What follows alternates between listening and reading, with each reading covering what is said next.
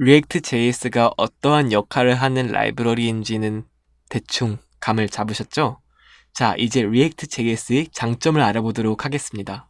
우선 방금 소개했던 버추얼 돔을 사용한다는 것, 매우 큰 장점 중에 하나고요. 그리고 제가 생각하는 가장 중요한 장점 중 하나는 React.js는 배우기에 간단합니다. React.js 어플리케이션을 만들 때 복잡함이 별로 없어요. 앵귤러, 엠버, 백본 등 프레임워크를 보면은 데이터를 관리하는 컨트롤러라든지 HTML 조각인 디렉티브 이런 걸 사용하죠. 리액트는 코드를 이런 식으로 분리시키지 않고 단 하나를 사용합니다. 컴포넌트.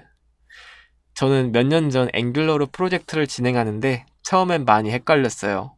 이해를 하고 난 후에는 귀찮다고 느꼈고요. React.js는 이런 개념이 없고 정말 간단합니다. 그리고 또 뛰어난 가비지 컬렉션, 메모리 관리와 성능을 가지고 있습니다. 자, 그렇다고 무조건 좋은 것만은 아니에요.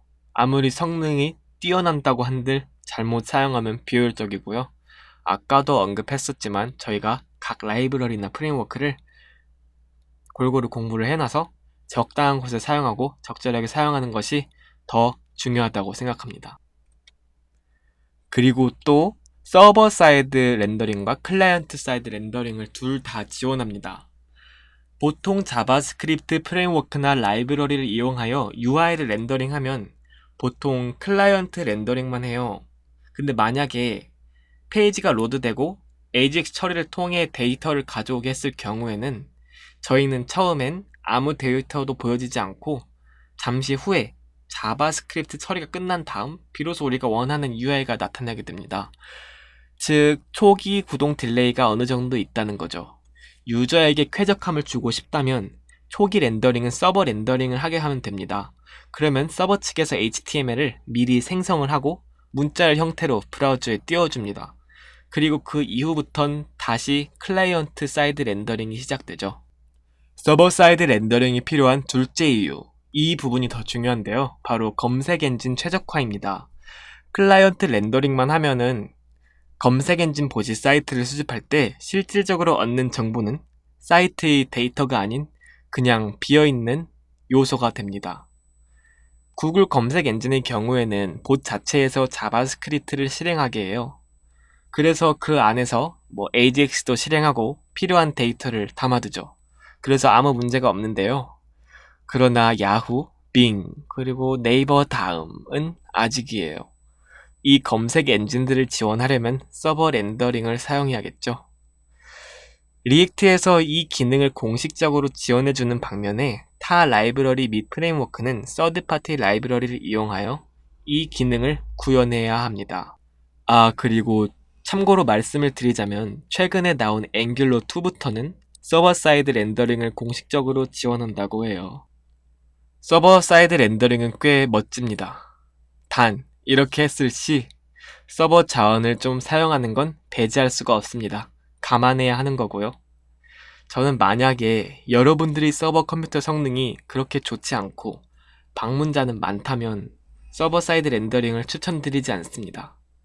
서버 컴퓨터의 성능이 좋다면 그리고 통신 분산 처리도 잘 했다면 문제될 일이 없습니다. 인스타그램은 서버 렌더링을 사용하고 유저 익스피리언스, 즉 사용자 경험엔 영향을 끼치지 않았다고 하네요. 페이스북의 경우는 리액트 서버 사이드 렌더링을 사용하진 않고 지금 페이스북의 서버 사이드 렌더링은 XHP를 사용하여 구현되었다고 합니다. 그리고 UI를 간편하게 수정할 수 있는 것과 UI를 컴포넌트화하여 효율적으로 재사용할 수 있는 것 빼놓을 수 없죠. 그리고 또 React.js는 페이스북 개발자들이 만들었고 계속 업데이트를 해주고 있습니다. 혹시 지금 동영상을 보고 계신 분들 중에 PHP의 코드 이그나이터라는 프레임워크를 사용해 계신 분 계신가요? 라라벨은요? 코드 이그나이터는 한때 정말 유명했던 PHP 프레임워크였는데요. 지금은 검색을 하면 저 맨 위에 코드 이그나이터가 죽었냐는 말이 나올 정도로 인지도를 잃고 있어요. 이렇게 된 데에는 라라벨이나 YI 프레임워크처럼 다른 PHP 프레임워크가 흥하게 되어서 그런 것도 있지만 그 전에 코드 이그나이터는 어느 순간부터 업데이트를 더디게 했었는데요. 그리고는 결국 기존의 개발사인 앨리스랩에서 브리티시 콜ум비아 공과대학으로 넘어갔죠. 그리고 계속해서 인기를 잃고 있고요. 사실상 지금도 쓸만하긴 해요. 어쨌든 유지보수가 되고 있긴 하지만 롱런으로 봤을 땐 언젠간 말 그대로 죽을 것 같다고 판단합니다. 하지만 페이스북은 자사의 프로덕트에 리액트 JS를 사용합니다. 참고로 전체적으로 사용하지는 않고 부분적으로 사용해요. 좋아요, 댓글, 채팅 메시지에서 사용되고 있고 그리고 인스타그램의 경우에는 모두 리액트로 구현됐다고 합니다. 그리고 다른 공룡급 회사, 예를 들어 야후, 넷플릭스, 에어비앤비에서도 리액트 JS를 사용 중이니까 코드 이그나이터가 그랬듯이 갑자기 인지도를 잃을 일은 없겠죠?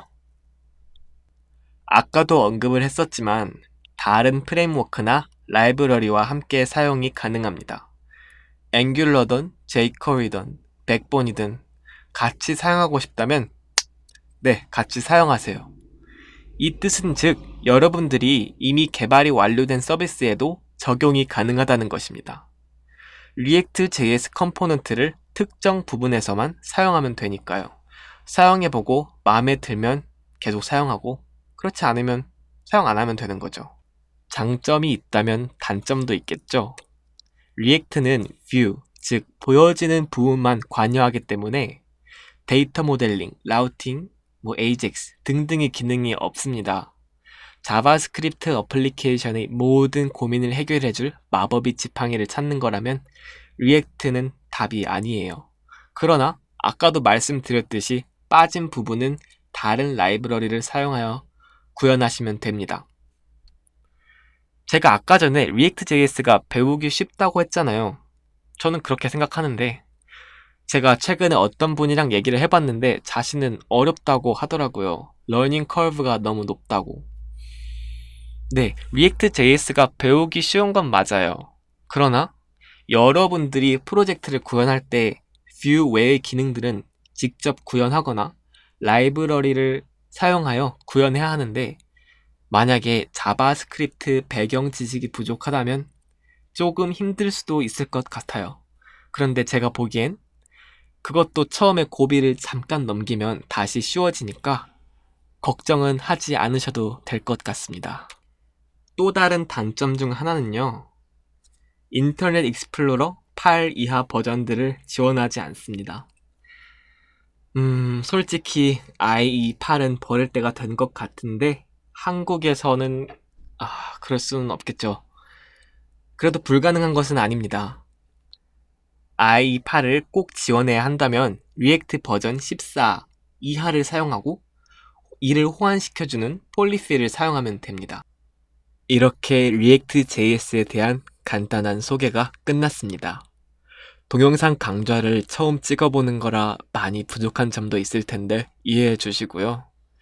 유튜브 더보기란을 보시면 이 강의에 사용된 슬라이드 및 유용한 링크들이 있으니까 참조하시길 바랍니다.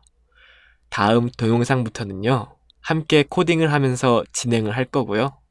조만간 나오니까 기대해 주세요. 그럼 다음 동영상에서 봅시다. 안녕히 계세요.